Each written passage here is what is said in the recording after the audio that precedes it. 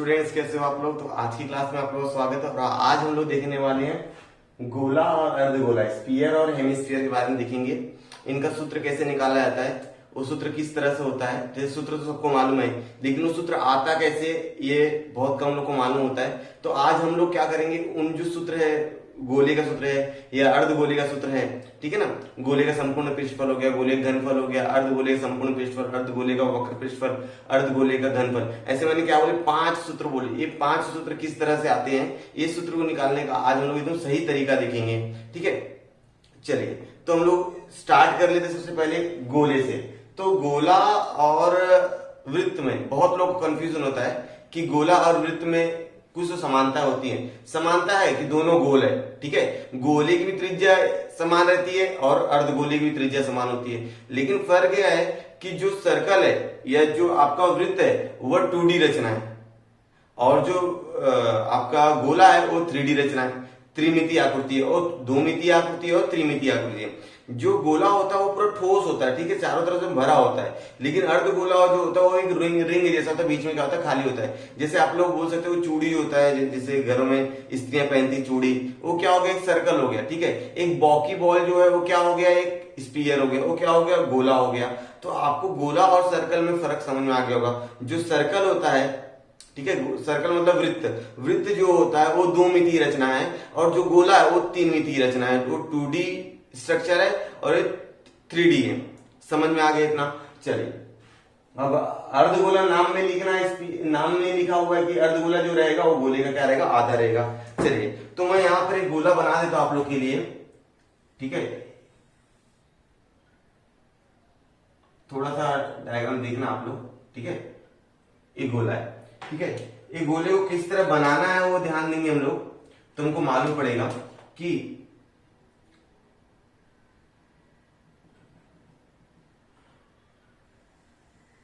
देखो ये गोला है, मतलब इसकी 3 मितीय रचना, उसको बनाने का मैंने कोशिश किया हुआ है। और यहां पर इसका रहेगा बच्चों क्या, यहां पर रहने वाली इसकी त्रिज्या, ठीक है। यहां पर क्या रहने वाली, इसकी त्रिज्या रहने वाली है। त्रिज्या को इंग्लिश में कहते हैं बच्चों क्या, रेडियस। क्या कहते हैं, रेडियस कहते हैं, ठीक है, रेडियस कहा जाता है। और अगर इसका केंद्रक का नाम मैं O दे दूं और इसका नाम A दे दूं तो OA क्या हो जाएगी, त्रिज्या हो जाएगी। OA क्या हो जाएगी, त्रिज्या हो जाएगी। और OA बोलो और O से लेकर वृत्त के किसी भी पृष्ठभाग पर, गोले के किसी भी पृष्ठभाग पर एक लाइन खींच दो तो आपकी वो क्या हो जाएगी, त्रिज्या हो जाएगी। जैसे AB हो गया, OC हो गया। तो यहां पर AO, BO और CO सब दूरी क्या रहेगी, बराबर रहेंगी, और सबकी सब क्या रहने वाली, त्रिज्या रहने वाली है। यहां तो समझ में आ गया, ठीक है। और आपको वृत्त का डिफरेंस भी मालूम पड़ेगा कि वृत्त गोले से किस तरह से अलग है, ठीक है। चलिए अब सुनिए, अब जो गोला होता है उसके अंदर कोई पृष्ठभाग होता ही नहीं। पहली बात, एक ही पृष्ठभाग होता है, वो भी क्या होता है, वक्राकार होता है, ठीक है। गोले में कोई पृष्ठभाग नहीं होता, गोले में एक ही पृष्ठभाग होता है, वो भी क्या कैसा होता है, वक्राकार होता है। और गोले का जो वक्र पृष्ठफल है और संपूर्ण पृष्ठफल है एक ही होता है। या तो उसको वक्र पृष्ठफल बोलिए या तो उसको संपूर्ण पृष्ठफल बोलिए, बात क्या होता है, एक ही होता है। जैसे अलग अलग त्रिमितीय रचनाएं जो होती है, 3D स्ट्रक्चर जो होता है, शंकु हो गया, बेलन हो गया, ठीक है, घनाभ हो गया, समघन हो गया, इनका वक्र पृष्ठफल और संपूर्ण पृष्ठफल क्या होता है, अलग होता है। लेकिन गोले में उसका वक्र पृष्ठफल और संपूर्ण पृष्ठफल क्या होता है, अलग होता है। ये याद रखिएगा आप लोग। और हम लोग अब यहां पर निकालने वाले हैं गोले का घनफल। सबसे पहले मैं सूत्र बताऊंगा आप लोग को गोले का घनफल, कि गोले का घनफल निकाला कैसे जाता है, ठीक है। गोले का घनफल, गोले का घनफल तो इसको बोलेंगे वॉल्यूम ऑफ स्फीयर, ठीक है। अब गोले का घनफल निकालना है तो इसको मैं 2 विधि बताने वाला हूं।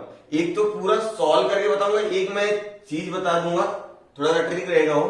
तो ट्रिक मैं बाद में बताऊंगा, पहले मैं सॉल्यूशन बताऊंगा कि वो गोले का घनफल, हमको सबको मालूम गोले का घनफल क्या होता है, 4/3 पाई r क्यूब होता है। ये सबको मालूम है कि क्या है, गोले का घनफल है। गोले घनफल का फॉर्मूला 4/3 पाई r क्यूब। लेकिन ये 4/3 पाई r क्यूब आया कैसे, ये इस वीडियो में लोग देखने वाले, ठीक है।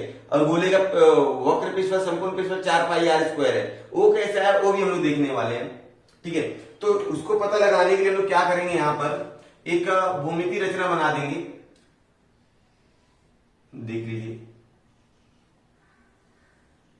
ये हो गया आपका निर्देशांक भूमिति। ये आपका एक्स अक्ष है, ये आपका एक्स डैश है, ये आपका वाई अक्ष है, ये आपका वाई डैश है, और यहां पर बीच में क्या रहेगा, 0। यहां तो समझ में आ गया। चलिए, अब यहां पर नीचे की त्रिज्या जो रहेगी वो -r रहने वाली, ऊपर की त्रिज्या जो रहेगी +r रहने वाली है। त्रिज्या नापी जाएंगे तो O से लेकर यहां तक का दूरी। अब मैं क्या कर रहा हूं, ध्यान से देखना बच्चों आप लोग, तो मैं यहां पर एक सर्कल बना रहा हूं, देख लो क्या बना दी, सर्कल। ठीक है, अब सर्कल मैंने यहां पर बना दिया, तो मैं क्या कर रहा हूं कि यहां से ये क्या हो गई, सर्कल का त्रिज्या हो गई, सर्कल की क्या हो गई, त्रिज्या हो गई, और ये हो गया उसका क्या, अगर यहां पर मैं नाम दे दूं कि M और N, ठीक है, तो ये दिख रहा है आपका, कुछ इस तरह से दिख रहा होगा।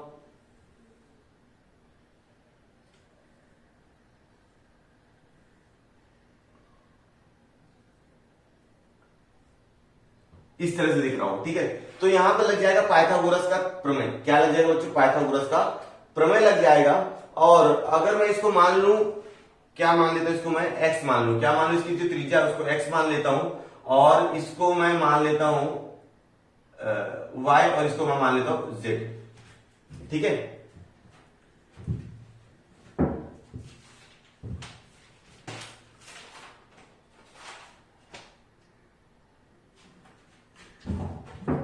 सॉरी बच्चों, ये रहेगा आपका r, क्योंकि त्रिज्या है ना, ये मेन वृत्त की त्रिज्या, तो ये रहेगी r, और ये रहेगा z। मतलब यहां पर आपने r माना हुआ है, यहां पर x माना हुआ है, यहां पर z माना हुआ है, ठीक है, अपनी मर्जी से आपने मान लिया है। अब मैं लगाने वाला हूं यहां पर पाइथागोरस का प्रमेय। क्या लगाऊंगा, यहां पर पाइथागोरस का प्रमेय लगा दूंगा।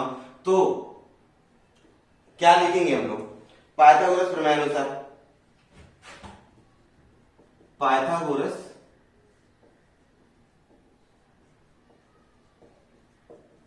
पाइथागोरस प्रमेय अनुसार क्या हो जाएगा, यहां पर कर्ण का वर्ग होगा r का स्क्वायर बराबर x का स्क्वायर प्लस z का स्क्वायर। यहां पर आप ये जो x है, ये क्या है, ये वृत्त का क्या है, त्रिज्या है, ये वृत्त की त्रिज्या, और ये जो r है वो स्फीयर की त्रिज्या है, मतलब ये गोले की त्रिज्या है और ये सर्कल की त्रिज्या है। ये डिफरेंस याद रखिएगा कि कौन सी त्रिज्या किसकी है, ठीक है। ये वाला जो r है वो गोले की त्रिज्या है, और ये वाला जो x है वह सर्कल की त्रिज्या है। तो हम लोग यहाँ पर सर्कल की त्रिज्या का फॉर्मूला निकाल लेते हैं। सर्कल का x स्क्वायर बराबर r square minus z square, ये निकाल के रखना है। इसका उपयोग हम लोग कहीं करने वाले हैं, ठीक है ना, इसका उपयोग हम लोग कहीं तो करेंगे, ठीक है। यहां तक चलिए, अब हमको चाहिए कि गोले का हमारे पास जो वृत्त है उसका फॉर्मूला क्या है, वृत्त का क्षेत्रफल क्या होता है, वृत्त का सूत्र हम जानते हैं क्या जानते हैं हम लोग कि वृत्त का क्षेत्रफल क्या होता है, पाई r स्क्वायर, ठीक है।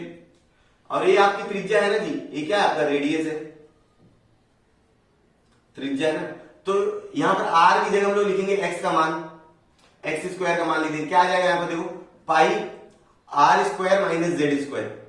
देखो ये जो त्रिज्या है ना, क्योंकि ये वृत्त का क्षेत्रफल है ना, वृत्त का क्षेत्रफल पाई r स्क्वायर, r मतलब क्या है, त्रिज्या, और वृत्त की त्रिज्या क्या दी गई यहाँ पर, x स्क्वायर बराबर r square minus z square. तो ये आपका हो गया, ठीक है। चलिए, अब हमारे को अभी तो 10वीं और 9वीं में इंटीग्रेशन नाम का कोई पार्ट नहीं है, लेकिन इंटीग्रेशन एक गणित का ही पार्ट है। तो ये आता है 11वीं और 12वीं में, लेकिन यहाँ पर मैं इंटीग्रेशन का उपयोग करके सॉल्व करूंगा। आप लोगों को बहुत थोड़ा सा आसानी समझ में आएगा, क्योंकि एक ही 2 फॉर्मूले लगे हुए और आपको बहुत आसानी समझ में आ जाएगा इंटीग्रेशन, ठीक है। चलिए, तो मैं यहाँ पर लगाता हूँ इंटीग्रेशन का फॉर्मूला ना। अभी हम लोग क्या करेंगे, इंटीग्रेशन का फॉर्मूला लगाएंगे। तो हमारा देखो यहाँ पर 2 लिमिट आती है, ठीक है। अपर लिमिट होता है, लोअर लिमिट होता है। तो नीचे वाली लिमिट जो होती है -r, ऊपर वाली लिमिट है +r। तो यहाँ पर आएगा -r, यहाँ पर आएगा +r, मतलब -r से लेके +r, और यहां पर आने वाला है क्या, पाई r square z square dz। अब dz क्यों लिखा मैंने, क्योंकि z क्या है यहाँ पर, वेरिएबल है। z क्या है, वेरिएबल। क्योंकि यहाँ पर आर का मान जो रहेगा वो फिक्स रहेगा। आर का मान क्या रहेगा? फिक्स रहेगा, ठीक है ना। ये जो आर है, ये जो ओरिजिनल आर है, ये आर तो पूरे पूरे स्फीयर में समान रहेगा ना। आर का मान कभी बदली होगा कि पूरे गोले में? नहीं बदली होगा। तो यहाँ पर आर नहीं बदली होने वाला है, तो जेड बदली होने वाला है। तो जो बदली होता है उसको बोलते हैं वेरिएबल। वेरिएबल मतलब होता है चरांक, जिसका मान बार बार क्या होता है? बदली होता है, ठीक है। चलिए, तो अब इसको हम लोग करना है इंटीग्रेशन। तो इंटीग्रेशन में लगाता हूं, तो ध्यान दीजिएगा, सबसे पहले पाई के अंदर गुणा कर दीजिए, तो हमारे पास फॉर्मूला आ जाएगा I is equal to, I मतलब इंटीग्रेशन, माइनस आर से plus R pi are square D Z minus pi Z square D Z, ठीक है। ये मैंने इंटीग्रेशन लगा दिया। अब ये जो इंटीग्रेशन का साइन है, इसको भी देना है, इसको भी देना है, तो ध्यान देंगे आगे क्या हो जाएगा स्टेप, माइनस आर से plus R pi are square D Z minus R minus R pi Z का स्क्वायर डी जेड। समझ में आ रहा है? हाँ, यहां पे समझा। अब देखो ये पूरा क्या है? ये पूरा कांस्टेंट है, ठीक है। तो कांस्टेंट का इंटीग्रेशन क्या होता है? 1 होता है। इंटीग्रेशन और कांस्टेंट का इंटीग्रेशन 1। कांस्टेंट मतलब क्या होता है बच्चों? 1 2 3 4, जो क्या होता है? फिक्स होता है। जिसका मान फिक्स होता है, जिसका मान कभी बदली नहीं होता है, उसको कहा जाता है कांस्टेंट। तो यहाँ पर पाई का मान कभी बदली होता है? पाई बटे 7 कभी बदली होता है कि नहीं? आर का मान भी इस पूरे गोले बदली होगा क्या? नहीं। मतलब ये पाई आर स्क्वायर क्या होगा? पूरा कांस्टेंट हो गया। तो यहाँ पर इसका नहीं निकलेगा, इसका इंटीग्रेशन हो जाएगा पाई आर स्क्वायर, क्योंकि इसका इंटीग्रेशन नहीं होगा। ये हो गया आर से माइनस आर। यहां तक आया बच्चों समझ में? चलिए, अब यहां पर पाई तो कांस्टेंट है, पाई तो कांस्टेंट है, लेकिन जेड कांस्टेंट नहीं है, तो यहां पर आ जाएगा जेड का इंटीग्रेशन को करना पड़ेगा। किसका इंटीग्रेशन करना पड़ेगा? जेड का। चलिए, ध्यान देते जाएंगे हम लोग, बहुत आसान है। अब ध्यान दीजिएगा, इसको रहने दीजिए। अब यहां पर क्या करने वाला मालूम है? Upper limit minus lower limit करना है, तो उसको हम लोग बाद में करेंगे। पाई आर स्क्वायर, यहां पर आर माइनस आर प्लस, अब पाई। अब हमारे पास एक फॉर्मूला लिमिट का फॉर्मूला होता है एक्स रेज टू एन। अगर ऐसा फॉर्मूला है, मतलब limit X raise to N, N मतलब क्या हो जाएगा? यहाँ पर नंबर रहेगा, एन मतलब क्या रहेगा? वहां पर नंबर रहेगा, और यहाँ पर वेरिएबल रहेगा। वेरिएबल मतलब इसका वैल्यू बार बार बदली होता है। तो जेड क्या है? यहाँ पर वेरिएबल है, और एन क्या है? यहाँ पर 2 है। तो ये क्या हो जाएगा? इसका आंसर आएगा X raise to N plus 1 divide by N plus 1, ठीक है। तो यहां पर क्या है? z रेज टू 2 है, तो क्या हो जाएगा? z 2 plus 1 divide bye 2 plus 1, तो हमारा आंसर आएगा 3 डिवाइड बाय 3, ठीक है। तो इसका आंसर क्या आने वाला है? सिंपल है, z 3 डिवाइड बाय 3 का पाई सॉरी r से माइनस r, ठीक है। अब क्या करना है? Upper limit minus lower limit. ये अपर लिमिट है और लोअर लिमिट है, पहले अपर लिमिट डाल दो, फिर माइनस करो, फिर लोअर लिमिट डालो। चलो, पाई आर क्यूब, ठीक है, पाई आर क्यूब हो गया। अब ये देखो, ये माइनस पाई आर, इसका माइनस इसका माइनस क्या हो जाएगा? प्लस हो जाएगा पाई आर क्यूब, ठीक है ना। माइनस सूत्र का और ये माइनस इसका, तो माइनस माइनस प्लस हो गया। समझ में आ रहा है? आपको आर की जगह आर डालना है, तो आर स्क्वायर आर क्यूब हो जाएगा, तो यहां पर आएगा माइनस, लेकिन इसका भी माइनस, तो माइनस माइनस क्या हो जाएगा? प्लस हो जाएगा। तो आर स्क्वायर का गुणा आर से याद करेंगे, आर क्यूब हो जाएगा। अब हो जाएगा यहां पर क्या हो जाएगा बच्चों? माइनस, ठीक है। क्या हो गया? वहां पर माइनस हो गया। अब ध्यान देंगे, पाई, अब जहां पर जेड है वहां पर क्या रखना है? आर रखना है, तो आर क्यूब डिवाइड बाय इतना 3। अब ये माइनस इसका, और क्या हो जाएगा? R cube. अब ये देखो, अपर लिमिट लगा दे, लोअर लिमिट में माइनस है, तो ये माइनस इसका माइनस फॉर्मूले का प्लस हो जाएगा 3। समझे यहां तक? हाँ, चलिए अब आगे देखते हैं। अब आगे देखिए क्या हो जाएगा। पाई आर क्यूब कितना हो जाएगा? 2 pi r cube minus are बटे क्यूब 2 बार है, तो लिखेंगे हम लोग 2 बार, 2 pi r cube divide by 3, ठीक है ना। ये 1 1 2 हो जाएगा और पाई, ठीक है। अब क्या हो जाएगा? एक कर दीजिए आप 3 गुणा, तो क्या हो जाए 3 दूना 6, 3 दूना 6 pi r cube minus 2 pi r cube divide by 3। अब हमारा आंसर आएगा 4 में से 2 जाएगा, तो 6 pi r cube 2 pi r cube घटा दीजिए, आ जाएगा 4 पाई आर क्यूब बटे 3। तो हमारा आंसर आएगा 4 बटे 3 पाई आर क्यूब। ठीक है, ये क्या हो गया बच्चों, ये गोले का हो गया घनफल। ठीक है, ये क्या हो गया, गोले का हो गया घनफल। ठीक है, तो गोले घनफल कैसे निकाला जाता है, वो 4 बटे 3 पाई आर क्यूब क्यों आता है वो आपको मालूम पड़ गया। एक और मैं मेथड बताता हूं कि अगर हमारे पास एक गोला है, ठीक है, एक हमारे पास क्या गोला है और इसकी जो त्रिज्या है, इसकी जो भी त्रिज्या है, इसी सेम त्रिज्या के आकार का दो हमारे पास क्या है, शंकु है। मतलब इसकी जो त्रिज्या है, ये दोनों शंकु की जो त्रिज्या है, इनकी त्रिज्या इसकी त्रिज्या के बराबर है। मतलब ये तीनों की त्रिज्या क्या है, बराबर है। तो ऐसा होता है कि अगर आप एक गोला ले लो, उसमें कहीं से पानी डालने की जगह हो, समझ लो यहां पर क्या होल हो, तो अगर इस शंकु से मैं इसके अंदर पानी डालूं, तो अगर मैं 2 शंकु से इसके अंदर पानी डालूंगा तो ये क्या हो जाएगा, पूरा भर जाएगा। ठीक है, मतलब यहां पर 2 शंकु का घनफल बराबर हो जाएगा गोले का घनफल। समझ में आ रहा है। अगर मैं 2 शंकु को मिला दूं, 2 शंकु का घनफल मिला दूं, तो मेरा गोले घनफल आ जाता है। कब आएगा, लेकिन जब दोनों की त्रिज्या समान रहेगी। किसकी त्रिज्या समान रहेगी, गोले की त्रिज्या, और वो दोनों शंकु की त्रिज्या समान रहेगी, तभी ऐसा होगा। जैसे शंकु का अगर घनफल का फॉर्मूला बोलूं मैं, तो आप बोलोगे sir 1/3 pi are square plus इसका भी क्या आएगा 1/3 पाई आर स्क्वायर। जो फॉर्मूला है ना 1/3 पाई आर स्क्वायर एच है plus 1/3 pi are square H. ठीक है, तो आगे क्या होगा, अभी देखो दोनों का हर समान है तो दोनों ऊपर जुड़ जाएगा, 1 और 1 2 पाई आर स्क्वायर एच बटे 3। ठीक है, अभी x मतलब क्या होता है, ऊंचाई। h मतलब क्या होता है, ऊंचाई। अब ये जो ऊंचाई रहेगी ना, ये ऊंचाई डायमीटर का काम करेगा, त्रिज्या का काम करेगा। किसका काम करेगा, त्रिज्या, सॉरी व्यास का काम करेगा। तो यहां पर h का मान हो जाएगा 2r। कितना हो जाएगा, 2r, क्योंकि जो डायमीटर होता है वो त्रिज्या का डबल होता है। ठीक है, तो मैं h की जगह क्या लिख दूंगा, 2r लिख दूंगा। 2 pi are square 2r divide by 3। समझ में आ गया। ठीक है, चलिए, तो अब ये हो जाएगा 2 और 2 कितना हो जाएगा, 4 पाई आर, जो स्क्वायर यहां पर है, यहां पर एक आर और है, तो पाई आर क्यूब बटे 3। समझा, तो इस तरह से होगा। समझ में आ गया आपको। हाँ, तो ये तरीका है कि 2 शंकु है, उस शंकु का त्रिज्या और उस गोले का त्रिज्या, एक गोला और 2 शंकु की त्रिज्या क्या होनी, समान होनी चाहिए।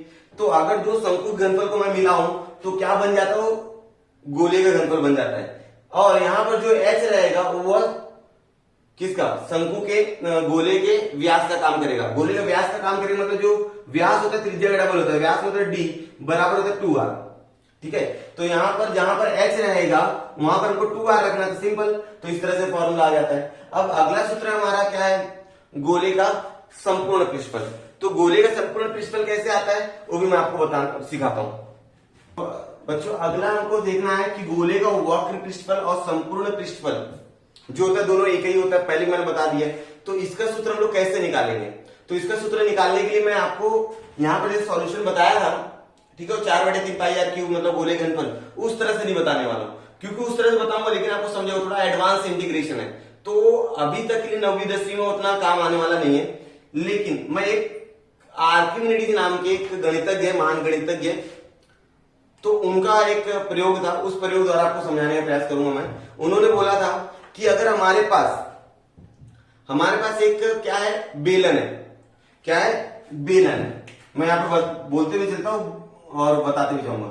एक बेलन है, उस बेलन की त्रिज्या अगर किसी गोले की त्रिज्या के बराबर है, क्या है, अगर ये बेलन की त्रिज्या किसी गोले की त्रिज्या के बराबर है, तो यह जो गोला है इस बेलन में आ जाएगा। मतलब क्या बोला उसने, उन्होंने क्या बोला कि अगर कोई बेलन है, लंब वृत्ताकार बेलन है, उसकी त्रिज्या और किसी गोले की त्रिज्या समान है, तो मतलब वह गोला जो है ये बेलन में आ जाएगा। कैसे आ जाएगा, अब यहां पर देखिए, जैसे यहां पर अगर मैं बना दूं एक बेलन, ठीक है, तो ये जो गोला है, ये गोला जो हो जाएगा ये बेलन में समाविष्ट हो जाएगा, ऐसा आर्किमिडीज ने बोला था, ठीक है। तो ये हो जाएगा इस तरह से, जैसे गोला समझ लीजिए। यहाँ पर डायग्राम बराबर बन नहीं रहा है, लेकिन यहाँ समझ रहा होगा आप लोगों को, ठीक है। जो समझाना चाह रहा हूं वो समझिए आप लोग, ठीक है। यहाँ पर जो बेलन की त्रिज्या रहेगी, गोले की त्रिज्या क्या रहेगी, दोनों बराबर रहने वाली है। क्या रहने वाली, दोनों बराबर रहने वाली है, ठीक है। तो यहाँ पर ये जो बेलन है, इस बेलन का संपूर्ण पृष्ठफल गोले के वक्र पृष्ठफल के क्या रहेगा, बराबर रहने वाला है। मतलब गोले के संपूर्ण पृष्ठफल के बराबर रहने वाला है, ठीक है। चलिए फिर इसको हल करते हैं हम लोग, कैसे आएगा ध्यान देंगे थोड़ा सा।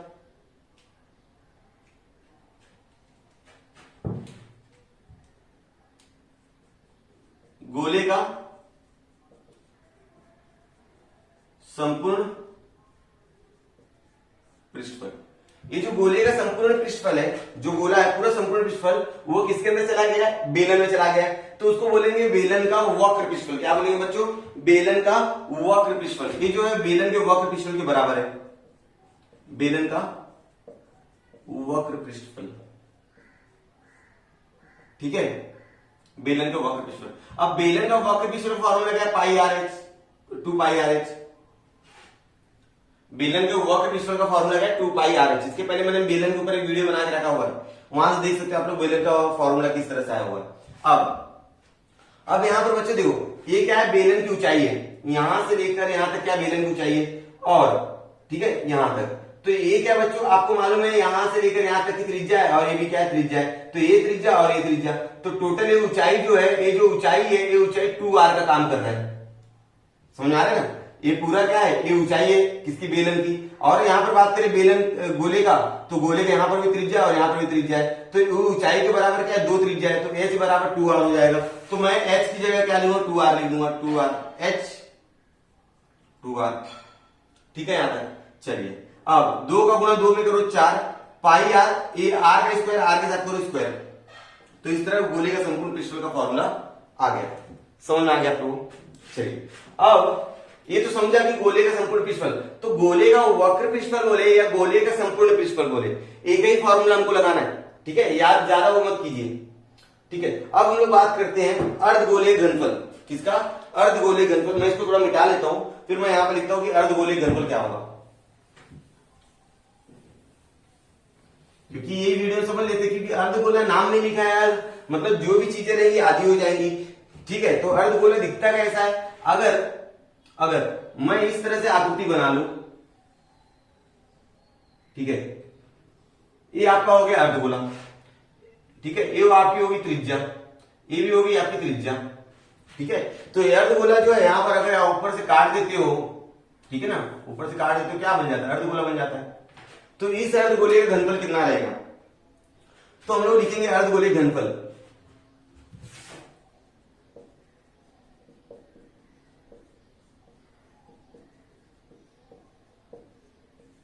अर्धगोले घनफल जो भी रहेगा वो गोले के घनफल का आधा रहेगा। सही बात है, गोला मतलब पूरा, ठीक है। अब अर्ध मतलब आधा, तो गोले घनफल का क्या रहेगा, आधा रहेगा। गोले घनफल का फॉर्मूला क्या है, 1/3 1/2, आधा मतलब 1/2।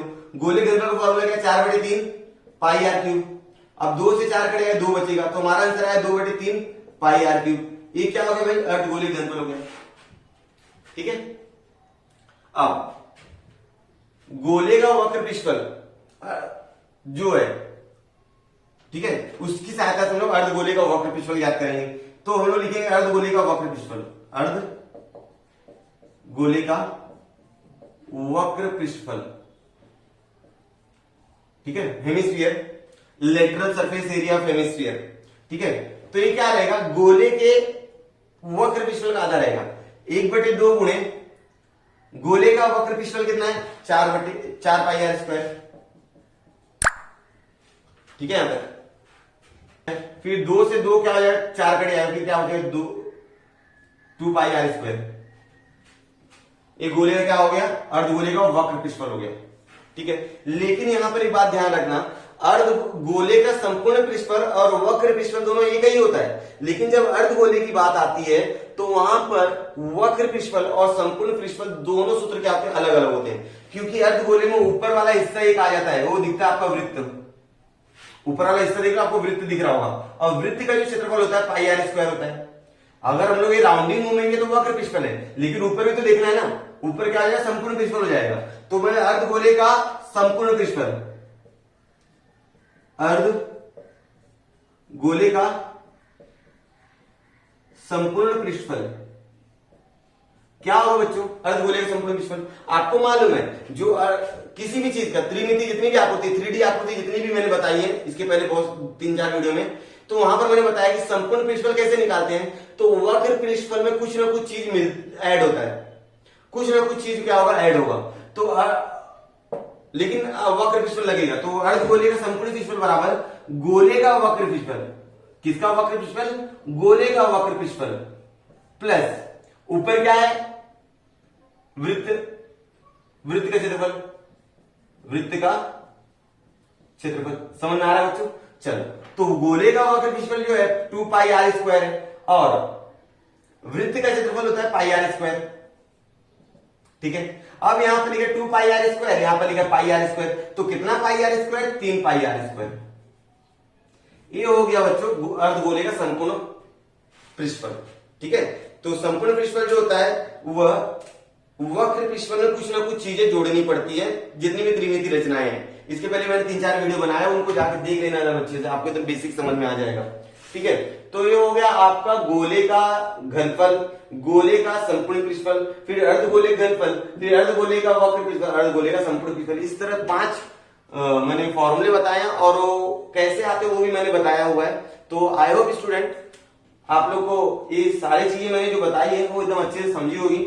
अगर आपको समझ में आता है ये सारी चीजें, तो आपको क्या करना है, इस वीडियो को अपने दोस्तों के साथ ज्यादा से ज्यादा शेयर करना है, ताकि उनको भी इसका लाभ पहुंच सके।